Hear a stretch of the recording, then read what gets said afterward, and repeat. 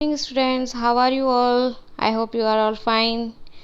आज हम बात करते हैं सिविक्स से chapter first the Indian constitution, जो कि हमारे राष्ट्र का एक बहुत ही अहम मुद्दा है। हमारा जो नींव है भारतीय संविधान।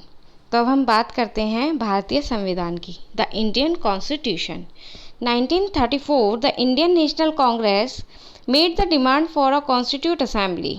During the Second World War, the assertion for an independent constituent assembly formed only of Indian gained momentum, and this war converted into December 1946. 1934 में भारतीय राष्ट्र कांग्रेस ने संविधान सभा के गठन की मांग की, जो कि कब की गई? जब दूसरा वर्ल्ड वॉर चल रहा था। केवल भारतीयों को लेकर बनने वाली स्वतंत्र संविधान सभा की यह मांग दूसरे विश्व युद्ध के दौरान और तेज हो गई थी। अतः दिसंबर 1946 में संविधान सभा का गठन किया गया था। अब हम बात करें 1949 the constitute assembly draft a constitution for independent India, free to shape their destiny at last. After 150 years of British rule, the members of Constituent Assembly approached this task with the great idealism that the freedom struggle and helped produce. You will read more about the work of Constituent Assembly later in the chapter. अब हम बात करते हैं आगे। दिसंबर 1946 में नवंबर 1949 के बीच संविधान सभा ने स्वतंत्र भारत के लिए नए संविधान का एक प्रारूप तैयार किया। 150 साल की अंग्रेजी हुकूमत के बाद भारतीयों को आखिरकार अपनी नियति और भविष्य तय करने का मौका मिला था। संविधान सभा में सदस्यों ने स्वतंत्रता संघर्ष से उपजे महान आदर्शों और ध्यान में रखते हुए इस काम को गंभीरता से अंजाम दिया। और संविधान सभा के कामों के बारे में आप इसी में अध्ययन आगे पढ़ेंगे। इसी में हम कॉन्स्टिट्यूट असेंबली किस तरीके से गठन हुआ, हमारे कॉन्स्टिट्यूशन में है क्या क्या, और हम इसके बारे में डिटेलिंग में पढ़ेंगे। अब देखते हैं why does a country need a constitution. हमारी जो किसी भी देश के संविधान की ज़रूरत क्यों पड़ती है, किसी भी देश को क्यों है संविधान की ज़रूरत? Totally most countries in the world have a constitution. While all democratic countries are likely to have a constitution, it is not only necessary that all countries that have a constitution are democratic. आज दुनिया में ज़्यादातर देशों के पास अपना संविधान है।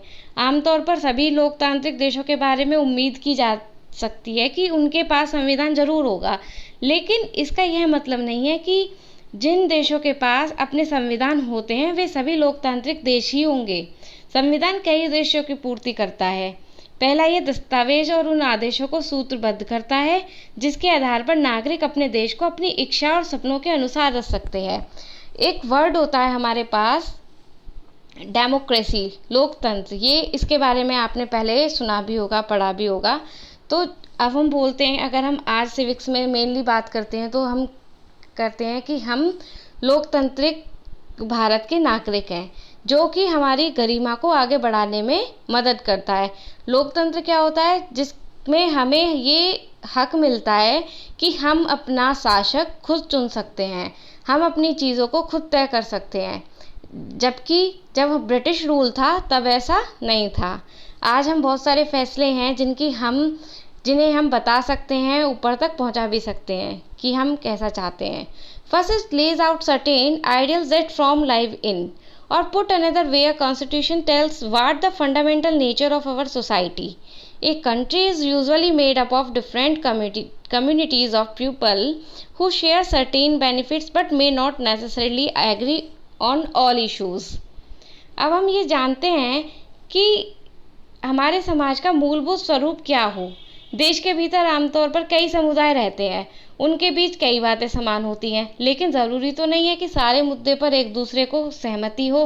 संविधान नियमों का एक ऐसा समूह होता है जिसको एक देश के सभी लोग अपने देश को चलाने की पद्धति के रूप में अपना सकते हैं। इसके ज़रिए न केवल हम ये तय कर सकते हैं कि सरकार किस तरह की होगी, बल्कि उन आदर्शों को भी साझी समझ विकसित कर सकते हैं जिनकी हमेशा पूरे देश को रक्षा करनी चाहिए। अब बात करते हैं आगे। A constitution help serve as a set of rules and principle that all person in a country can agree upon as basis on the way which they want to country to be governed. This include not only the type of government but also an agreement to certain ideals they all believe the country should uphold. अब हम आगे चलते हैं। ये है constitution of India preamble. जब हम constitution के बारे में डिटेल्स में पढ़ते हैं तो हमें प्रीएम्बल सबसे मेन चीज़ है जिसे हमें लर्न करना है, जिसके बारे में हमें जानना है कि प्रीएम्बल होता क्या है। तो we the people of India having solemnity resolved to constitute India into and on the secure to all democratic republic and to secure to all its citizens. हमारे कॉन्स्टिट्यूशन के 4 मेन क्या होते हैं, एक तरीके से हम इन्हें क्या बोल सकते हैं, स्तंभ बोल सकते हैं। तो वो 4 स्तंभ कौन कौन से होते हैं, इसमें हम यहाँ पर नीचे देख रहे हैं जस्टिस, लिबर्टी, इक्वलिटी और फर्टेनिटी। तो justice social, economic and political, न्याय सामाजिक रूप से, आर्थिक रूप से और पॉलिटिकल वे में। Of thought expression, brief, faith and worship, इतनी लिबर्टी हो कि हम अपने थॉट एक्सप्रेस कर सकें, ब्रीफ कर सकें और फेथ कर सकें और वर्शिप कर सकें। हमें अपने तरीके से आराधना करने की लिबर्टी हो। Equality of status end of opportunity, कोई भी कहीं भी नौकरी हो, व्यवसाय हो, उन सब में हमें इक्वल अपॉर्चुनिटी मिलनी चाहिए और हमारा जो स्टेटस है उसके अकॉर्डिंगली हमें ना देखा जाए। And to promote among them all fraternity, assuring the dignity of the individual and the unit and integrity of the nation, हमारी गरिमा को ध्यान में रखते हुए individually integrity at the nation और राष्ट्र की गरिमा को ध्यान में रखते हुए हमें सारे जितने भी हक होते हैं वो इक्वलिटी में, समानता में मिलने चाहिए। In our constituent assembly this 26 day of November 1949 do hereby adopt enact and give to ourselves this constitution. November 1949 और 26 ये एक कॉन्स्टिट्यूशन की शुरुआत हुई जब हमने तय कर लिया कि हाँ, हमारा भारत भी एक अपना संविधान बनाएगा। तो इसी में संविधान में हम आगे इसी चैप्टर में और डिटेलिंग में पढ़ेंगे। तब तक के लिए गुड बाय।